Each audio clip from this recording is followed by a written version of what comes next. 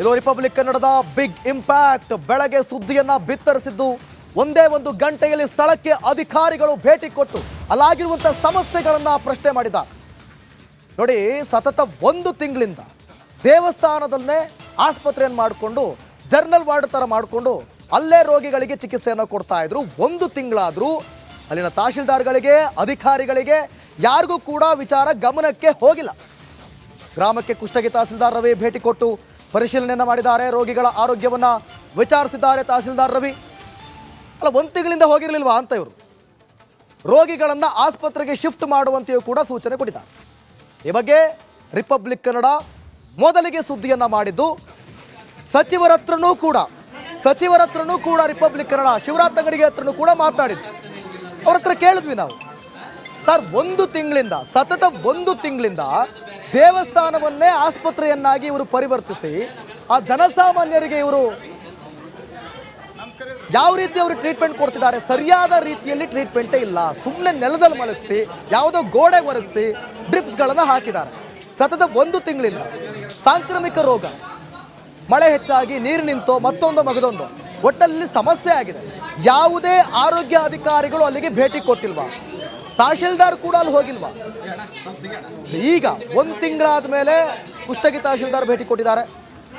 ಜೊತೆಗೆ DHO ಕೂಡ ಮಾತನಾಡಿದ್ರು. ಅವರಂತೂ ಸ್ಯಾಂಪಲ್ಲು ಗಿಂಪಲ್ಲು ಅಂತ ಏನೇನೋ ಕತೆ ಹೇಳ್ತಾರೆ. ಸೊ ಜೊತೆಗೆ ರಿಪಬ್ಲಿಕ್ ಕನ್ನಡ ಜೊತೆ ಶಿವರಾಜ್ ತಂಗಡಿಗೆ ಕೂಡ ಮಾತನಾಡಿದ್ದಾರೆ. ಏನು ಮಾತಾಡಿದ್ದಾರೆ ನೋಡೋಣ. ಸರ್, ಈಗ ನನ್ನ ಗಮನಕ್ಕೆ ಇಲ್ಲ, ನಿಜವಾಗ್ಲೂ ಇದು ಇವತ್ತೇ ನನ್ನ ಗಮನಕ್ಕೆ ಬಂದಿದೆ. ಈಗಾಗಲೇ ನಾನು ಜಿಲ್ಲಾಧಿಕಾರಿಗಳಿಗೂ ಹೇಳಿದ್ದೀನಿ, DHOರಿಗೂ ಹೇಳಿದ್ದೀನಿ. ತತ್ಕ್ಷಣ ಅಲ್ಲಿ ವಿಸಿಟ್ ಮಾಡಿ ಏನಾಗಿದೆ ಸಮಸ್ಯೆ, ಏನು ನೀರಿನ ಸಮಸ್ಯೆಗಳು, ನೀರಿನ ಪ್ರಾಬ್ಲಮ್ ಆಗಿದನೋ ಮತ್ತು ಬೇರೆ ಯಾವ್ದಾದ್ರು ಇದರಿಂದ ಆಗಿದೋ ಏನೋ ಅಂತ ನನಗೆ ವರದಿ ಕೊಡು ಅಂತಂತ DC ಅವ್ರಿಗೆ ಹೇಳಿದ್ದೀನಿ. DC ಅವರು ಹೊರಟಿರ್ಬೋದು ಏನ್ ಸರ್. ಈಗ ನೋಡಿ, ನೀವು ನನ್ನ ಗಮನಕ್ಕೆ ತಂದಿದ್ದೀರಿ. ನಾನು DC ಅವ್ರಿಗೆ ಹೇಳ್ತೀನಿ, DHOರಿಗೂ ಮಾತಾಡಿ ನರಬೆಂಚಿಗೆ ವಿಸಿಟ್ ಮಾಡಿಸೋ ವ್ಯವಸ್ಥೆ ಮಾಡ್ತೀನಿ. ಇದನ್ನ ನಾನು ಏನೋ ಜನಸ್ಪಂದನ ಕಾರ್ಯಕ್ರಮದೊಳಗೆ ಇಲ್ಲಿದ್ದೀವಿ ನಾವು. ಇದನ್ನ ಮುಗಿದ ತಕ್ಷಣ ನಾನು ಮಾತಾಡ್ತೀನಿ. ಯಾರು ತಪ್ಪು ಮಾಡಿರ್ತಾರೆ ಅವ್ರ ಮೇಲೆ ಕ್ರಮ ವಹಿಸ್ತೀನಿ. ಯಾರನ್ನ ಇನ್ನು ಮುಂದೆ ನೋಡೋಂತ ಪ್ರಶ್ನೆ ಇಲ್ಲ ಸರ್. ಅದನ್ನ ಈಗ ನನ್ನ ಗಮನಕ್ಕೆ ಈಗಾಗಲೇ ಬಂದಿದೆ ಸರ್, ಬೆಳಗ್ಗೆನೆ ಬಂದಿದೆ. ನಾನು ಈಗ ಅದನ್ನೆಲ್ಲ ಕಂಪ್ಲೀಟ್ ಮಾಡ್ತಾ ಇದ್ದೀನಿ. ನಾನು ನಿಮಗೆ ಆದಷ್ಟು ಬೇಗನೆ ಅದನ್ನ ಗಮನಕ್ಕೆ ತರ ಕೆಲಸ ಮಾಡ್ತೀನಿ. ಅದ್ರಾಗೇನು ಎರಡು ಮಾತನೇ ಇಲ್ಲ. ಈಗ ಎಲ್ಲಿ ಆಗಿದೆ ಚಿಕಿತ್ಸೆ ಕೊಡಿಸಂತ ವ್ಯವಸ್ಥೆನ ಮಾಡ್ತೀನಿ. ತತ್ಕ್ಷಣ ಅಲ್ಲಿ ಅಧಿಕಾರಿಗಳ ಶಿಫ್ಟ್ ಮಾಡಿಸಂತದ್ದು ಕೆಲಸ ಮಾಡ್ತೀನಿ ಸರ್. ಈಗ ನಿಮ್ಮ ಗಮನಕ್ಕೆ ಬಂದ ಮೇಲೆನೆ ನಮ್ ಗಮನಕ್ಕೆ ಬಂದಿದೆ. ಯಾರು ಅಟ್ಲೀಸ್ಟ್ ಆ ಊರಿನ ಜನ ಆದ್ರೂ ತರಬಹುದಾಗಿತ್ತು, ಅಲ್ಲಿ ಶಾಸಕರ ಗಮನಕ್ಕಾದ್ರೂ ತರಬಹುದಾಗಿತ್ತು, ಆ ಶಾಸಕರಿಂದ ನಮ್ ಗಮನಕ್ಕಾದ್ರೂ ತರಬಹುದಾಗಿತ್ತು. ಅಂದ್ರೆ ಆದಷ್ಟು ಬೇಗನೆ ಮಾಡ್ತೀನಿ ಸರ್. ಇವತ್ತು ಸಾಯಂಕಾಲದೊಳಗಡೆ ಅವ್ರನ್ನ ಆಸ್ಪತ್ರೆ ಶಿಫ್ಟ್ ಮಾಡಕ್ಕಾಗತ್ತಾ? ಮಾಡ್ತೀನಿ ಸರ್. ಸರ್, ಭರವಸೆ ಕೊಡ್ತೀರಾ ಸರ್ ರಿಪಬ್ಲಿಕ್ ಕನ್ನಡ ಮೂಲಕ? 100% ಸರ್. ಒಂದ್ ವೇಳೆ ಅಕಸ್ಮಾತ್ ಆಗ್ಲಿಲ್ಲ ಅಂದ್ರೆ ಸರ್?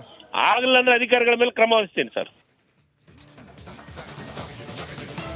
ಆ ಗ್ರಾಮದಲ್ಲಿ ಈ ರೀತಿಯಾದ ಒಂದು ವ್ಯವಸ್ಥೆ ಇದೆಯಲ್ಲ, ಈ ವ್ಯವಸ್ಥೆಯ ಕುರಿತಾಗಿ ನಮ್ಮ ಪ್ರತಿನಿಧಿ ಹಿರೇಮಠ ಒಂದು ಪ್ರತ್ಯಕ್ಷ ವರದಿಯನ್ನು ಮಾಡಿದ್ದಾರೆ, ನೋಡೋಣ. ಕೊಪ್ಪಳ ಜಿಲ್ಲೆಯ ಕುಷ್ಟಗಿ ತಾಲೂಕಿನ ನೆರೆಬೆಂಚಿ ಗ್ರಾಮದ ಗ್ರಾಮಸ್ಥರು ವೈರಲ್ ಫೀವರ್ ಮತ್ತೆ ಕೀಲು ನೋವಿನಿಂದ ಏನಂತಂದ್ರೆ ತತ್ತರಿಸಿ ಹೋಗಿದ್ದಾರೆ. ಕಳೆದ ಒಂದು ತಿಂಗಳಿಂದ ಈ ಒಂದು ಗ್ರಾಮದ ಜನರು ಈ ಕೀಲು ನೋವು ಮತ್ತೆ ಏನಂತಂದ್ರೆ ಜ್ವರದಿಂದ ಏನಂತಂದ್ರೆ ಸಾಕಷ್ಟು ಬಳಲ್ತಾ ಇದ್ದಾರೆ. ಈ ಒಂದು ಏನು ರೋಗಿಗಳಿಗೆ ಈಗಾಗಲೇ ಏನಂತಂದ್ರೆ ಗ್ರಾಮದ ದೇವಸ್ಥಾನವನ್ನ ಏನಂತಂದ್ರೆ ಒಂದು ಆಸ್ಪತ್ರೆಯನ್ನಾಗಿ ಮಾರ್ಪಾಡು ಮಾಡಿ ಇಲ್ಲಿ ಒಂದು ಚಿಕಿತ್ಸೆಯನ್ನು ನೀಡಲಾಗ್ತಾ ಇದೆ. ನೀವು ದೃಶ್ಯಗಳಲ್ಲೂ ಕೂಡ ನೋಡ್ತಾ ಇರಬಹುದು. ಮಹಿಳೆಯರು ಇಲ್ಲಿ ಏನಂತಂದ್ರೆ ನೆಲದ ಮೇಲೆ ಒಂದು ಚಾಪೆಯನ್ನು ಹಾಸ್ಕೊಂಡು ಅದ್ರ ಮೇಲೆ ಮಲ್ಕೊಂಡು ಈಗಾಗಲೇ ಅವರಿಗೆ ಒಂದು ಚಿಕಿತ್ಸೆಯನ್ನು ನೀಡಲಾಗ್ತಾ ಇದೆ. ಈ ಕಡೆ ನೀವು ಏನೋ ಡ್ರಿಪ್ಸ್ ಗಳನ್ನು ಕೂಡ ನೋಡ್ತಾ ಇರಬಹುದು. ಒಂದು ಹಗ್ಗವನ್ನ ಕಟ್ಟಿ ಅದರ ಮುಖಾಂತರ ಡ್ರಿಪ್ಸ್ ಅನ್ನು ಅಳವಡಿಸಲಾಗಿದೆ. ಏನಂದ್ರೆ ಕಳೆದ ಒಂದು ತಿಂಗಳಿಂದ ನಿರಂತರವಾಗಿ ಈ ಗ್ರಾಮದಲ್ಲಿ ಜ್ವರ ಮತ್ತು ಕೀಲು ನೋವುಗಳಿಂದ ಏನಂದ್ರೆ ಸಾಕಷ್ಟು ಜನ, ಅಂದ್ರೆ ಈಗಾಗಲೇ 100ಕ್ಕೂ ಹೆಚ್ಚು ಜನರು ಈ ಒಂದು ಏನಂದ್ರೆ ಈ ಒಂದು ರೋಗದಿಂದ ಈಗಾಗಲೇ ಏನಂತಂದ್ರೆ ಒಂದು ಬಳಲ್ತಾ ಇದ್ದಾರೆ. ಇವರಿಗೆಲ್ಲ ಏನಂದ್ರೆ ಈಗ ಆರೋಗ್ಯ ಇಲಾಖೆ ಇಲ್ಲಿ ಒಂದು ಹೆಲ್ತ್ ಕ್ಯಾಂಪ್ ಅನ್ನ ಮಾಡಿದೆ. ಆದ್ರೆ ಇವರನ್ನ ಏನಂದ್ರೆ ಸುಸಜ್ಜಿತವಾದಂತಹ ಒಂದು ಆಸ್ಪತ್ರೆಗೆ ಶಿಫ್ಟ್ ಮಾಡಿ ಅಲ್ಲಿ ಏನು ಟ್ರೀಟ್ಮೆಂಟ್ ಅನ್ನ ಕೊಡುವಂತ ಬದಲು ಈಗ ಏನಂತಂದ್ರೆ ಆಸ್ಪತ್ರೆಯಲ್ಲೇ ಈ ರೀತಿಯಂತ ಒಂದು ಟ್ರೀಟ್ಮೆಂಟ್ ಅನ್ನ ಕೊಡ್ಲಿಕ್ಕೆ ಮುಂದಾಗಿದೆ. ಗ್ರಾಮದಲ್ಲಿ ಯಾರಿಗಾದ್ರೂ ಏನಂತಂದ್ರೆ ಜ್ವರ ಮತ್ತೆ ವಾಂತಿ ಕೀಲು ನೋವು ಅಂತ ಯಾರಾದ್ರೂ ಪೇಷಂಟ್ಗಳು ಬಂದ್ರೆ ಇದೇ ಒಂದು ದೇವಸ್ಥಾನದಲ್ಲಿ ಇವರಿಗೆ ಒಂದು ಟ್ರೀಟ್ಮೆಂಟ್ ಅನ್ನ ಕೊಡಲಾಗ್ತಾ ಇದೆ. ನೀವು ನೋಡ್ತಾ ಇರಬಹುದು, ಚಿಕ್ಕ ಮಕ್ಕಳಿದ್ದಾರೆ, ಎಂತ ವೃದ್ಧರು ಕೂಡ ಇದ್ದಾರೆ, ಏನು ಸಾಕಷ್ಟು ಜನ ಮಹಿಳೆಯರಿದ್ದಾರೆ. ಎಲ್ಲರಿಗೂ ಕೂಡ ಈ ದೇವಸ್ಥಾನದಲ್ಲಿ ಒಂದು ಈ ಚಿಕಿತ್ಸೆಯನ್ನ ನೀಡಲಾಗ್ತಾ ಇದೆ. ಆದ್ರೂ ಕೂಡ ಅಂತಂದ್ರೆ ಈ ಒಂದು ಗ್ರಾಮದ ಜನರಿಗೆ ಈ ರೀತಿ ನೆಲದ ಮೇಲೆ ಮಲಗಿಸಿ ಇವರಿಗೆ ಒಂದು ಚಿಕಿತ್ಸೆ ಮುಂದುವರೆದ್ಬಿಟ್ಟಿದೆ. ಈಗ ಅಂತ ಸಾಕಷ್ಟು ಒಂದು ಆಕ್ರೋಶ ಕೂಡ ವ್ಯಕ್ತವಾಗ್ತಾ. ಇಲ್ಲಿ ಗ್ರಾಮದ ಜನರಿದ್ದಾರೆ, ಅವ್ರನ್ನ ಮಾತಾಡ್ತಾ ಹೋಗ್ತೀನಿ. ಸರ್, ಯಾಕೆ ಇಲ್ಲೇ ಟ್ರೀಟ್ಮೆಂಟ್ ಕೊಡ್ತಾ ಇದ್ದಾರೆ? ಯಾಕೆ ಆಸ್ಪತ್ರೆ ಇಲ್ವಾ? ಏನಂತ ಸರ್? ಸರ್, ಆಸ್ಪತ್ರೆ ದೂರ ಆಗಕ್ಕೆ ಸ್ವಲ್ಪ ಕೈ ಮೈ ನೋವು, ಅದಕ್ಕೆ ಆರೋಗ್ಯ ಇಲಾಖೆಯರು ಇಲ್ಲೇ ಬಂದು ಸೇವೆ ಮಾಡಕತ್ತಾರ.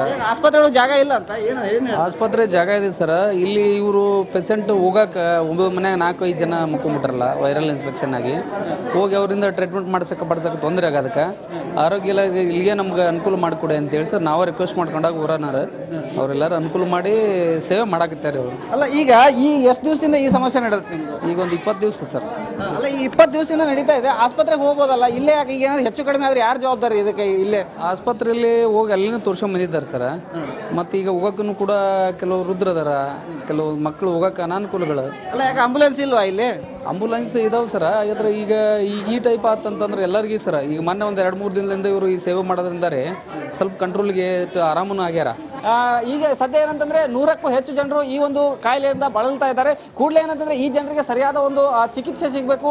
ಈ ಒಂದು ವೈರಲ್ ಫೀವರ್ ಮತ್ತೆ ಕೀಲ್ನೋವಿಗೆ ಏನು ಕಾರಣ ಅದನ್ನೆಲ್ಲವನ್ನ ಕೂಡ ಏನಂತಂದ್ರೆ ಈಗಾಗಲೇ ಪತ್ತೆ ಮಾಡಿ ಇದಕ್ಕೆ ಸೂಕ್ತ ಚಿಕಿತ್ಸೆಯನ್ನು ಕೊಟ್ಟು ಜನರ ಸಮಸ್ಯೆಯನ್ನು ದೂರ ಮಾಡಬೇಕು ಅನ್ನೋದು ಎಲ್ಲರ ಒಂದು ಒತ್ತಾಯ ಆಗಿದೆ. ಕ್ಯಾಮ್ರಾ ಪರ್ಸನ್ ದುರ್ಗೇಶ್ ಜೊತೆ ಹಿರೇಮಠ್, ರಿಪಬ್ಲಿಕ್ ಟಿವಿ ಕನ್ನಡ, ಕೊಪ್ಪಳ.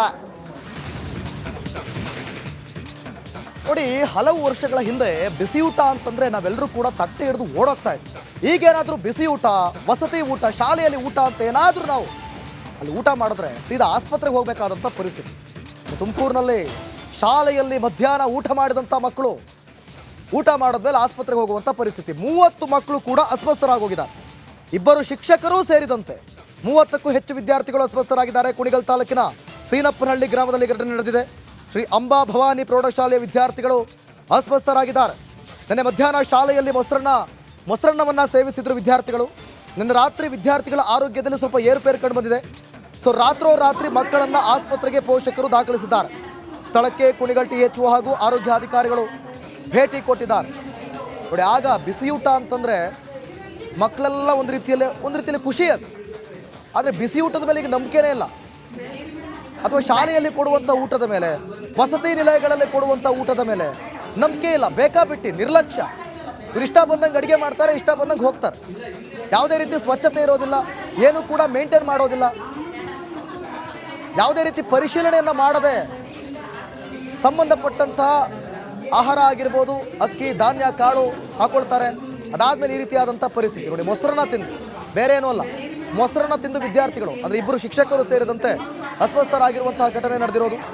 ತುಮಕೂರಿನ ಕುಣಿಗಲ್ನಲ್ಲಿ ಈ ಘಟನೆ ನಡೆದಿದೆ.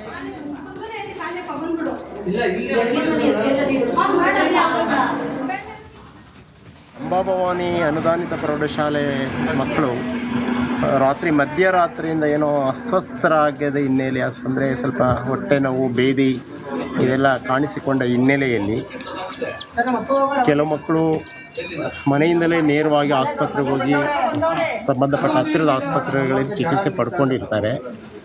ಮತ್ತು ಬಹುತೇಕ ಮಕ್ಕಳು ಶಾಲೆಗೆ ಬಂದ ನಂತರ ಸ್ವಲ್ಪ ಅವರು ಆರೋಗ್ಯದಲ್ಲಿ ವ್ಯತ್ಯಾಸ ಇದೆ ಎಂದು ಕಂಡ ತಕ್ಷಣ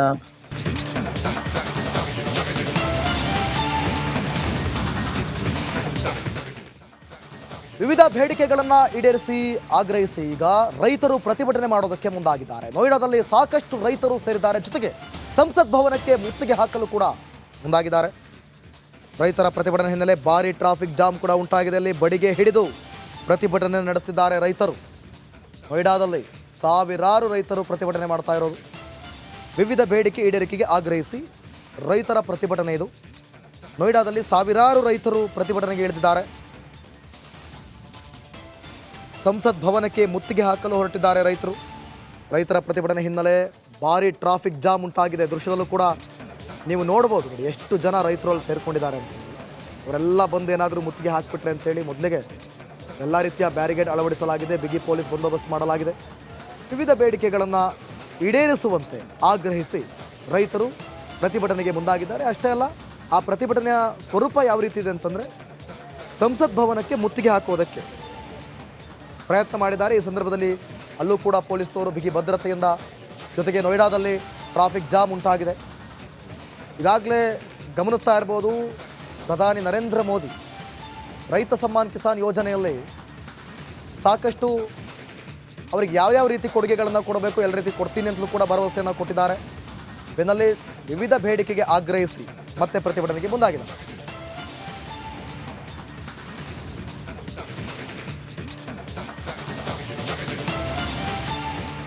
ಲೋಕಸಭೆಯಲ್ಲಿ ಕೇಂದ್ರ ಸರ್ಕಾರದ ವತಿಯಿಂದ ಶ್ವೇತಪತ್ರವನ್ನು ಮಂಡಿಸಿದ್ದಾರೆ ನಿರ್ಮಲಾ ಸೀತಾರಾಮನ್. ಸಂಸತ್ನಲ್ಲಿ ಶ್ವೇತಪತ್ರವನ್ನು ಮಂಡಿಸಿದ್ದಾರೆ ನಿರ್ಮಲಾ ಸೀತಾರಾಮನ್. UPA ಅವಧಿಯ ಹಣಕಾಸು ನಿರ್ವಹಣೆಯ ಲೋಪಗಳ ಬಗ್ಗೆ ಶ್ವೇತಪತ್ರವನ್ನು ಮಂಡಿಸಿದ್ದಾರೆ. ಕೇಂದ್ರದ ವಿತ್ತ ಸಚಿವೆ ನಿರ್ಮಲಾ ಸೀತಾರಾಮನ್ ಶ್ವೇತಪತ್ರ ಮಂಡಿಸಿದ್ದಾರೆ.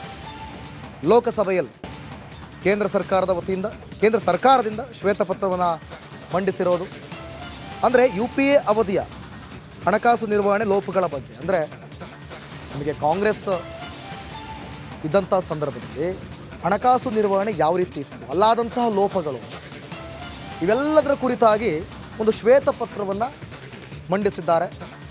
ಆ ಶ್ವೇತಪತ್ರಕ್ಕೂ ಕೂಡ ಪ್ರಿಯಾಂಕ್ ಖರ್ಗೆ ಅವರು ಕಪ್ಪು ಚುಕ್ಕೆ ಅನ್ನುವಂಥ ಲೆಕ್ಕಾಚಾರದಲ್ಲಿ ಮಾತನಾಡಿದ್ರು. ಅದಕ್ಕೆ ಪ್ರಧಾನಿ ಮೋದಿ ಕೂಡ ಅದು ದೃಷ್ಟಿ ಪಟ್ಟಿದ್ದಂಗೆ ಅಂತ ಕೌಂಟರ್ ಕೂಡ ಕೊಟ್ಟರು. ಈಗ ಲೋಕಸಭೆಯಲ್ಲಿ ಕೇಂದ್ರ ಸರ್ಕಾರದಿಂದ ಶ್ವೇತಪತ್ರ ಮಂಡನೆಯನ್ನು ಮಾಡಿದ ದೃಶ್ಯದಲ್ಲೂ ಕೂಡ ಗಮನಿಸ್ತಾ ಇದ್ದೀವಿ.